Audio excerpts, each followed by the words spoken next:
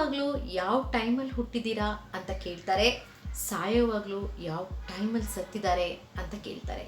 ಈ ಟೈಮ್ ನೋಡಿ, ಹುಟ್ಟುವಾಗ್ಲೂ ಬಿಡಲ್ಲ, ಸಾಯುವಾಗ್ಲೂ ಬಿಡಲ್ಲ. ಎಲ್ಲದರಲ್ಲೂ ನಮ್ಮ ಜೊತೆ ಇರೋದೇ ಟೈಮ್. ಯಾವಾಗಲೂ ನಾವು ಟೈಮ್ ಜೊತೆ ಹೋಗಬೇಕು, ಇಲ್ಲ ಟೈಮ್ ನಮ್ಮ ಜೊತೆ ಬರಬೇಕು. ಟೈಮ್ ಇಲ್ದಿರ ನಾವಂತೂ ಇರೋದೇ ಇಲ್ಲ. ಹಾಗಾದರೆ ಈ ಟೈಮು ವ್ಯಾಲ್ಯೂ ಏನು? ದುಡ್ಡಿಗೆ ಜಾಸ್ತಿ ವ್ಯಾಲ್ಯೂ ಇದೆಯಾ, ಇಲ್ಲ ಟೈಮ್ಗೆ ಜಾಸ್ತಿ ವ್ಯಾಲ್ಯೂ ಇದೆಯಾ? ಇವತ್ತು ನಾವು ಇದನ್ನು ಮಾಡಬೇಕು ಅಂತ ಅನ್ಕೋತೀವಿ, ಅದನ್ನು ಮಾಡೋಕ್ಕಾಗೋದಿಲ್ಲ. ಹಾಗಾದರೆ ಇವತ್ತಿನ ವ್ಯಾಲ್ಯೂ ಏನು? ರಮಣಿ ಯೂನಿವರ್ಸಲ್ ಮೆಡಿಟೇಷನ್ ಸೆಂಟರ್ಗೆ ಸ್ವಾಗತ, ಸುಸ್ವಾಗತ. ನಾನು ರಮಣಿ ಟಿ ಮುರಳಿ ನಿಮಗೆ ಇವತ್ತು ಈ ಟೈಮ್ನ ಒಂದು ವ್ಯಾಲ್ಯೂನ ತಿಳಿಸ್ಕೊಡ್ತಾ ಇದ್ದೀನಿ. ನಮಗೆ ಎಷ್ಟೋ ಜನ ಸ್ಟೂಡೆಂಟ್ಸ್ ಆಗಿರಲಿ, ಕೆಲಸ ಮಾಡೋರಾಗಿರಲಿ, ಹೌಸ್ ವೈಫ್ ಆಗಿರಲಿ, ತಾಯಿಯಾಗಿರಲಿ, ತಂದೆಯಾಗಿರಲಿ, ವಯಸ್ಸಾಗಿರೋರಿರಲಿ, ರಿಟೈರ್ಡ್ ಆಗಿರೋರಿರಲಿ, ಯಾರೇ ಆಗಿರಲಿ, ಅರ್ಥ ಆಯ್ತಾ? ಟೈಮ್ ಎಲ್ಲರಿಗೂ ಇಂಪಾರ್ಟೆಂಟ್. ಹಾಗಾದರೆ BMW ಕಾರ್ ತಗೊಂಡಿದ್ದಾರೆ, ಬಂಗ್ಲಾ ತಗೊಂಡಿದ್ದಾರೆ, ನಮ್ಮ ಕೈಯಲ್ಲಿ ಬರೋ ಸ್ಯಾಲ್ರಿನೇ ಇಷ್ಟು, ನಾವು ಇದರಲ್ಲೇ ನಡ್ಕೊಂಡು ಹೋಗ್ಬೇಕು ಅಂತ ಹೇಳಿದ್ರೆ, ಇವತ್ತಿನ ಟೈಮು ನೀವು ಏನು ಜೀವನ ಮಾಡ್ತಾ ಇದ್ದೀರಾ, ಅಂದರೆ ಹೇಗೆ ಕಳೀತಾ ಇದ್ದೀರಾ, ಹಾಗೆ ನಾಳೆನೂ ಇರುತ್ತೆ, ನಾಳಿದ್ದು ಇರುತ್ತೆ. ಸೊ ನೀವು ಬೆಳಿಬೇಕಂದ್ರೆ ನಿಮ್ಮ ಒಂದು ಹ್ಯಾಬಿಟ್ಸ್, ಎವ್ರಿ ಡೇ ಹ್ಯಾಬಿಟ್ಸ್, ದಿನನಿತ್ಯ ಹ್ಯಾಬಿಟ್ಸ್ ಚೇಂಜ್ ಆಗಬೇಕು.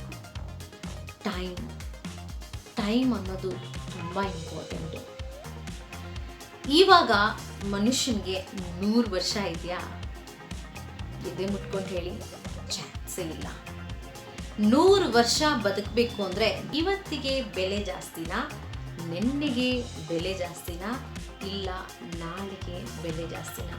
ಎವ್ರಿ ಡೇ ನಮಗೆ ಇವತ್ತು ಏನಿರುತ್ತೋ ಅದೇ ನೆನ್ನೆ ಆಗೋಗುತ್ತೆ, ನೆನ್ನೆ ಆಗೋದೆ ಒಂದು ವಾರ ಹಿಂದೆ ಆಗೋಗುತ್ತೆ, ಮೊನ್ನೆ ಅಂತ ಕರಿತೀವಿ. ಅದಾದಮೇಲೆ 1 ತಿಂಗಳ ಹಿಂದೆ, 1 ವರ್ಷ ಹಿಂದೆ, ಹಾಗೆ 10 ವರ್ಷ ಹಿಂದೆ ಆಗೋದು. ನಾವು ಹುಟ್ಟಿದಾಗಿಂದ ನೀವು ಯೋಚನೆ ಮಾಡಿ, ಎಷ್ಟೆಲ್ಲ ಎದ್ದು ಬಿದ್ದು ಕಲ್ತಿದ್ದೀವಿ ಅಲ್ವಾ? ಆವಾಗ ನಮಗೆ ಟೈಮ್ ವ್ಯಾಲ್ಯೂನೇ ಗೊತ್ತಿರಲಿಲ್ಲ. ಸಬ್ಕಾನ್ಷಿಯಸ್ ಮೈಂಡ್ ಆಗಿ ಎದ್ದಿದ ತಕ್ಷಣ ನಮ್ಮ ತಂದೆ ತಾಯಿ ಹೇಳ್ಕೊಟ್ಟಿರೋದೇನು? ಹಲ್ಲುಜ್ಬೇಕು, ಮುಖ ತೊಳಿಬೇಕು, ಸ್ನಾನ ಮಾಡಬೇಕು, ಸ್ಕೂಲ್ಗೆ ರೆಡಿ ಆಗಬೇಕು, ಸ್ಕೂಲ್ಗೆ ಓಡಬೇಕು, ಬರಬೇಕು, ಕೈಕಾಲು ಮುಖ ತೊಳ್ಕೊಬೇಕು, ಸ್ವಲ್ಪ ಏನಾದರೂ ತಿನ್ನಬೇಕು, ಹೋಮ್ವರ್ಕ್ ಮಾಡಬೇಕು, ಆಮೇಲೆ ಆಟ ಆಡಬೇಕು, ಮತ್ತೆ ಬರಬೇಕು, ಏನಾದರೂ ಸ್ವಲ್ಪ ಓದಬೇಕು, ಸ್ವಲ್ಪ ಹೆಲ್ಪ್ ಮಾಡಬೇಕು, ಆಮೇಲೆ ನಿದ್ದೆ ಮಾಡಬೇಕು, ಮತ್ತೆ ಅದೇ ರೂಟೀನ್. ನಾವು ಇವತ್ತು ನೆನ್ನೆ ಆಗೋಗುತ್ತೆ ಅಂತ ಗೊತ್ತಿದ್ದು ಇವತ್ತು ಆರಾಮಾಗಿ ಕಂಫರ್ಟಬಲ್ ಆಗಿದ್ದೀವ? ಯೋಚನೆ ಮಾಡೋಣ. ಒಂದು ದಿವಸ ರಜಾ ಸಿಕ್ಕಿದ್ರೆ ಸಾಕು, ಹಬ್ಬ ರೆಸ್ಟ್ ಸಿಕ್ತು ನನಗೆ ಅಂತ ಆಚೆ ಎಲ್ಲಾದರೂ ಹೋಗ್ತೀವಿ, ಮೂವಿ ಎಲ್ಲಾದರೂ ನೋಡ್ತೀವಿ, ಇಲ್ಲ TV ಹಾಕ್ಕೊಂಡು ನೋಡ್ತೀವಿ, ಟೈಮ್ ಕಳೆದೇ ಹೋಗುತ್ತೆ. ಕೆಲವರು ಪುಣ್ಯಾತ್ಮರು ಹೇಳ್ತಾರೆ, ಗುಡ್ ಟೈಮ್ ಮತ್ತು ಬ್ಯಾಡ್ ಟೈಮ್. ಗುಡ್ ಟೈಮ್ ಇದೆ, ಅದಕ್ಕೆ ಅವರು ಸಕ್ಸಸ್ ಆಗ್ತಾ ಇದ್ದಾರೆ. ಗುಡ್ ಟೈಮ್ ಅವ್ರಿಗೆ ನಡೀತಾ ಇದೆ ಅಂದರೆ ಒಳ್ಳೆ ದಿನಗಳು ನಡೀತಾ ಇದೆ, ಅದಕ್ಕೆ ಎಂಜಾಯ್ ಮಾಡ್ತಾ ಇದ್ದಾನೆ. ನನಗೆ ಕೆಟ್ಟ ದಿನಗಳು ನಡೀತಾ ಇದೆ, ಅದಕ್ಕೆ ನನಗೆ ಹೀಗಾಗ್ತಾ ಇದೆ. ಕೆಟ್ಟ ದಿನ ಒಳ್ಳೆ ದಿನ ನಾವೇ ಮಾಡ್ಕೊಳ್ಳೋದು. ಬೆಳಗ್ಗೆ ಎದ್ದಿದ ತಕ್ಷಣ ಎಲ್ಲರಿಗೂ ಸೂರ್ಯ ಹುಟ್ತಾನೆ, ಬೆಳಗ್ಗೆ ಆಗೇ ಹೋಗುತ್ತೆ, ಆಮೇಲೆ ನಾವು ಕೆಲಸಕ್ಕೆ ಹೋಗ್ತೀವಿ, ಇಲ್ಲ ಕಾಲೇಜ್ಗೆ ಹೋಗ್ತೀವಿ ಅಲ್ವಾ? ಇವಾಗ ಪ್ರಾಬ್ಲಮ್ ಏನು ಅಂದರೆ, ಬೆಳಗ್ಗೆ 5 ಗಂಟೆಗೆ ಎದ್ದರೆ 6 ಗಂಟೆಗೆ ಅಂದರೆ 5:45 ಇಂದ 6 ಗಂಟೆ 6 o'clock ಅಷ್ಟೊತ್ತಿಗೆ ಸೂರ್ಯ ಹುಟ್ಬಿಡ್ತಾನೆ. ಅಂದರೆ 1 hour ಹೊರಟೋಯ್ತು, ಪಾಸ್ಟ್ ಹೊರಟೋಯ್ತು.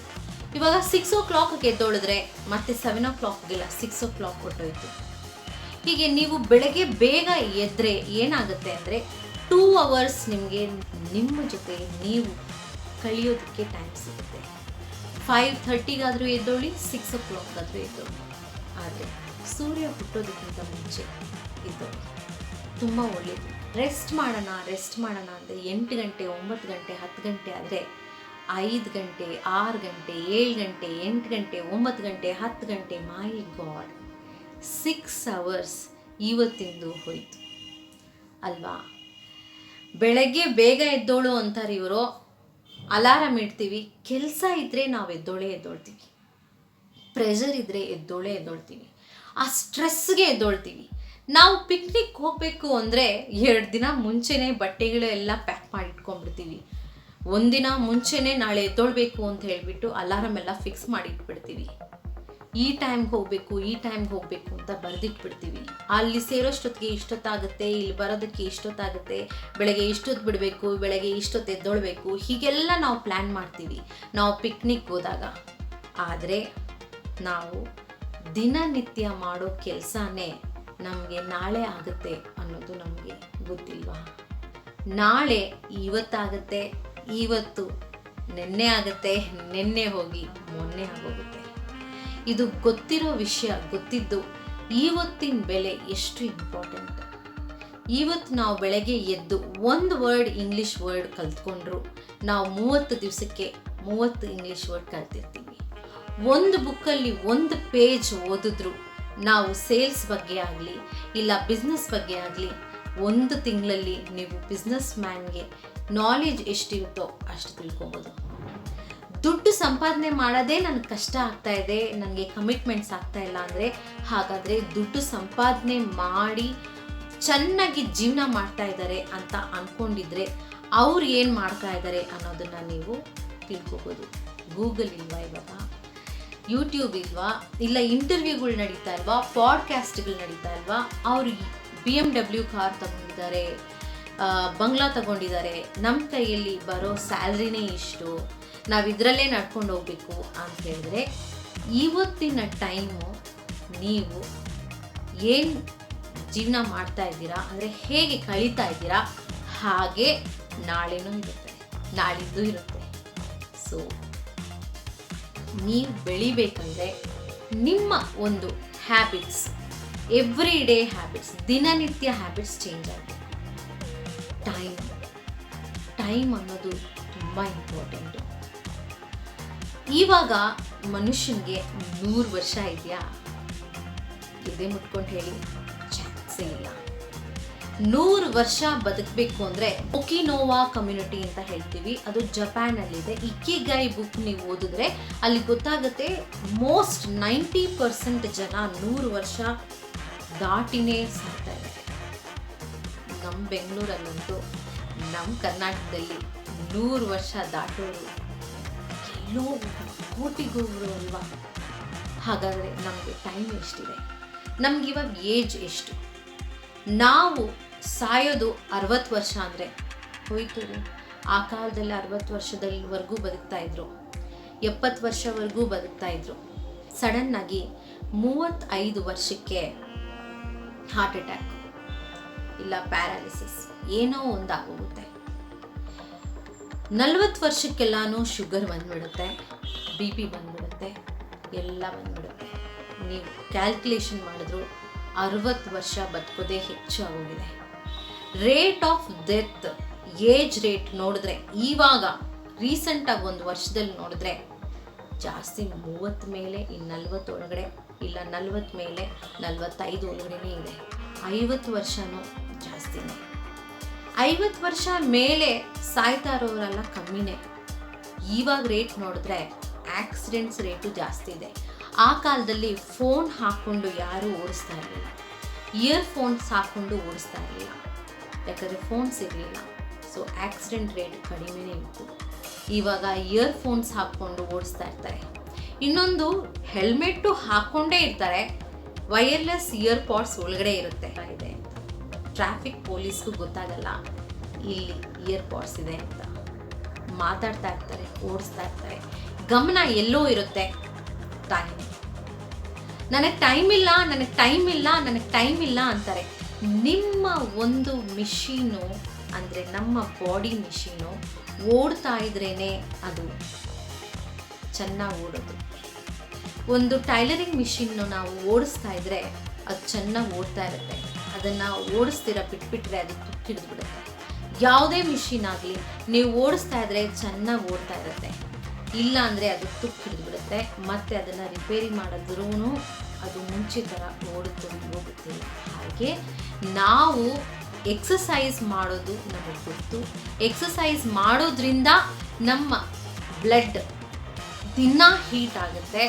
ಹೀಟ್ ಆಗೋದ್ರಿಂದ ಬಿ ಪಿ ಅಂದರೆ ತಿಕ್ಕಾಗೋದು, ಬಿ ಪಿ ಆಗೋದು ನಾವು ಕಡಿಮೆ ಮಾಡ್ತೀವಿ. ಅಂದರೆ ಬ್ಲಡ್ಡು ರನ್ನಿಂಗಲ್ಲಿರುತ್ತೆ, ತುಂಬ ತಿಕ್ಕಾಗೋದಿಲ್ಲ, ಬ್ಲಡ್ ಬಿ ಪಿ ಆಗೋದಿಲ್ಲ, ಕ್ಲಾಟ್ಸ್ ಆಗೋದಿಲ್ಲ. ನಮಗೆ ಗೊತ್ತಿದೆ, ನಾವು ಎಕ್ಸಸೈಸ್ ಮಾಡಿದ್ರೆ ಸ್ವೆಟ್ ಆಚೆ ಬರೋ ಹಾಗೆ ನಾವು ಎಕ್ಸಸೈಸ್ ಮಾಡ್ತಾಯಿದ್ರೆ ಬ್ಲಡ್ಡು ತಿನ್ನಾಗಿ ಓಡುತ್ತೆ. ಬೆಳಗ್ಗೆ ಹೊತ್ತು ನಾವು ಜಾಸ್ತಿ ನೀರು ಕುಡಿಬೇಕು ಅಂತಲೂ ಗೊತ್ತು. ಎಷ್ಟು ಜನ ನೀರು ಕುಡಿತಾ ಇದ್ದೀರಾ? ವಾರ್ಮ್ ವಾಟರ್ನ ನಾವು ಒಂದು ಚೊಂಬಾದರೂ ನಾವು ಕುಡಿಲೇಬೇಕು. ಅಟ್ಲೀಸ್ಟ್ 1/2 ಲೀಟರ್ ಆದರೂ ಬೆಳಗ್ಗೆ ಎದ್ದಿದ ತಕ್ಷಣ ಕುಡಿಬೇಕು. ಯಾಕಂದರೆ ಅದು ಕುಡಿದ ಮೇಲೆ ಕಿಡ್ನಿಗೆ ತುಂಬ ಇಂಪಾರ್ಟೆಂಟ್. ಹೊಟ್ಟೆ, ಕಿಡ್ನಿ, ಡೈಜೆಷನ್ ಏನೇ ಪ್ರಾಬ್ಲಮ್ ಇದ್ರೂ ಅರ್ಲಿಂದ ಮಾರ್ನಿಂಗ್ ಎಲ್ಲ ಕರ್ಮ ಮುಗಿಸ್ಕೊಂಡ್ಬಿಡ್ಬೋದು. ನೀರು ಕುಡ್ದಿಲ್ಲ ಅಂದ್ರೇ ಮತ್ತೆ ಏನಾದರೂ ಒಂದು ಪ್ರಾಬ್ಲಮ್ ಬರುತ್ತೆ. ಹೊಟ್ಟೆ ನೋವು ಬರೋದು, ತಲೆನೋವು ಬರೋದು, ಏನಾದರೂ ಒಂದು ಬರುತ್ತೆ. ಇವೆಲ್ಲ ನಮಗೆ ಗೊತ್ತಿದೆ, ಟೈಮ್ಗೆ ನಾವು ಮಾಡಬೇಕು ಅಂತ ನಾವು ಮಾಡೋದಿಲ್ಲ. ಇವತ್ತಿನ ಟೈಮ್ ಬೆಲೆ ನಮಗೆ ಗೊತ್ತಿಲ್ವಾ? ಗೊತ್ತಿದೆ, ಆದರೂ ನಾವು ಅದೇ ಥರ ಜೀವನ ಮಾಡ್ಕೊಂಡು ಹೋಗ್ತೀವಿ. ಏನು ಈ ಟೈಮ್ನ ನಾವು ಕರೆಕ್ಟಾಗಿ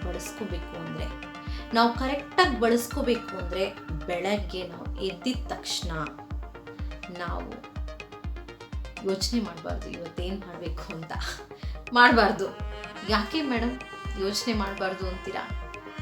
ಇಂದಿನ ದಿನ ಮಲಗೋದಕ್ಕಿಂತ ಮುಂಚೆ ರಾತ್ರಿ ನೀವು ಇವತ್ತಿಂದು ಬರೆದಿಟ್ಬೇಕು. ಏನೇ ಆಗಲಿ 70% ನಿಮಗೆ ಗೊತ್ತಿರುತ್ತೆ ಇವತ್ತೇನಾಗುತ್ತೆ, ನಾಳೆ ಏನು ಮಾಡ್ತೀವಿ, ಇವತ್ತು ಮಾಡೋದನ್ನೇ ಮಾಡಿರ್ತೀವಿ. 70% ಆಲ್ಮೋಸ್ಟ್ ಸೇಮ್ ಇರುತ್ತೆ. 30% ನಮಗೆ ಗೊತ್ತಿಲ್ಲದೆ ಇರೋದು ಆಗುತ್ತೆ. ಪ್ರಿಡಿಕ್ಟ್ ಮಾಡೋವಂಥ ಮೂವಿ ಚೆನ್ನಾಗಿ ಓಡಲ್ಲ. ಅನ್ಪ್ರಿಡಿಕ್ಟೆಡ್ ಮೂವಿ ಅಂದರೆ ನಮ್ಮ ಲೈಫ್, ನೆಕ್ಸ್ಟ್ ಏನಿದೆ ನಮಗೆ ಅಂತ ಗೊತ್ತೇ ಇಲ್ಲ, ಅಂಥ ಮೂವಿನೇ ನಾವು ಪಾತ್ರಧಾರರಾಗಿದ್ದೀವಿ ಅಂದಮೇಲೆ ನಮಗೆ ನೆಕ್ಸ್ಟ್ ಏನು ಅಂತ ಗೊತ್ತಿಲ್ಲ. ಹಾಗಿರುವಾಗ ನಾವು ಹೇಗೆ ನಾಳೆ ಹೀಗೆ ಅಂತ ಮಾಡ್ಬೋದು. 70% ನಾವು ಪ್ಲ್ಯಾನ್ ಮಾಡ್ಬೋದು, 30% ಅದೇನಾಗಬೇಕೋ ಅದಾಗುತ್ತೆ. ಕೆಲವೊಂದು ಎಕ್ಸ್ಟ್ರಾ ಕೆಲಸಗಳು ಬರ್ಬೋದು, ಇಲ್ಲ ಕೆಲವು ಕೆಲಸಗಳು ಮಾಡೋಕ್ಕಾಗದೇ ಇರ್ಬೋದು, ಪರವಾಗಿಲ್ಲ. ಬಟ್ 70% ಕೆಲಸ ಆದರೂ ನಾವು ಮಾಡಿರ್ತೀವಿ. ನಾವು ಹೊಸ ಹ್ಯಾಬಿಟ್ಸ್ನ ನಾವು ಇನ್ಕಲ್ಕೇಟ್ ಮಾಡಿಕೊಂಡ್ರೆ, ಇವತ್ತು ನಾನು ಬಿಸ್ನೆಸ್ ಕಲಿಬೇಕು, ಇಲ್ಲ ಸೇಲ್ಸ್ ಕಲಿಬೇಕು, ಇಲ್ಲ ಆ್ಯನಿಮೇಷನ್ ಕಲಿಬೇಕು, ವಿಡಿಯೋ ಮಾಡೋದು ಮಾಡಬೇಕು, ಒಂದು ವಿಡಿಯೋ ಆದರೂ ಟ್ರೈ ಮಾಡಿ ಹಾಕೋಣ, ಈ ಥರ ಏನಾದರೂ ಅಂದ್ಕೊಂಡು, ಇಲ್ಲ ಇವತ್ತೊಂದು ಪೇಜ್ ಓದೋಣ, ಇವತ್ತು ಈ ಸಬ್ಜೆಕ್ಟ್ ಮುಗಿಸೋಣ, ಒಂದೊಂದು ಪೇಜೇ ಮುಗಿಸೋಣ ಅಂತ ಅಂದ್ಕೊಂಡ್ರು 1 ತಿಂಗಳಲ್ಲಿ ಸತ್ಯವಾಗ್ಲೂ ನಿಮಗೆ ಫೆಮಿಲಿಯರ್ ಅನಿಸುತ್ತೆ. ಯಾಕಂದರೆ ಒಂದು ಸಲ ನೋಡಿರೋ ಮೂವಿ ಈ ಮೂವಿನ ನೋಡಿದ್ದೀನಿ ಅಂತ ಹೇಗೆ ಅನಿಸುತ್ತೋ ಹಾಗೆ ನೀವು ಒಂದು ಸಲ ಓದಿದ್ರೆ ನಿಮಗೆ ಅದ್ರ ಬಗ್ಗೆ ಒಂದು ಸ್ವಲ್ಪ ನಾಲೆಜ್ ಬರುತ್ತೆ.